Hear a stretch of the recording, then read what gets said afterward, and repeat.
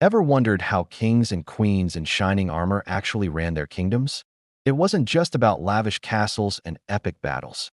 For centuries, Europe was built on a system called feudalism, and it's a fascinating story. Picture this. The Roman Empire has fallen. Chaos is everywhere. There are no strong central governments, and people are desperate for safety. This is where feudalism begins, around the 9th century. A king, who technically owned all the land, couldn't possibly manage it all by himself. So he made a deal. He would grant large chunks of land, called fiefs, to powerful nobles, dukes, counts, and barons.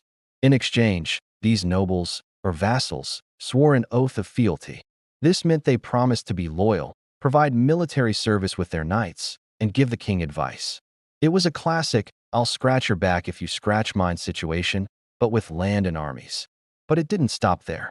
This system cascaded down like a pyramid. Those powerful nobles would then divide their land among lesser lords and knights. These knights also pledged loyalty and military service to their immediate lord, not directly to the king.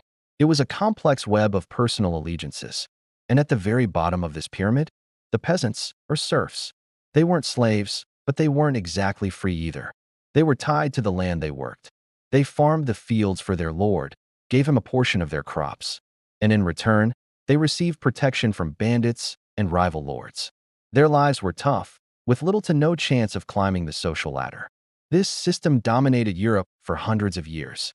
It provided stability in a very unstable time and created the iconic medieval world of knights, lords, and castles.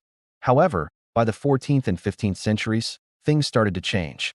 The rise of towns and a money-based economy, devastating plagues like the Black Death, which created labor shortages, and the growing power of kings with their own national armies all began to chip away at the foundations of feudalism. Lords became less powerful, peasants gained more freedom, and the old ties of loyalty were replaced by new forms of government. Feudalism didn't disappear overnight, but its time as the main organizing principle of society was over, paving the way for the modern nations we know today. Thanks for watching. If you found this journey back in time interesting, hit that like button and subscribe for more history breakdowns. See you next time.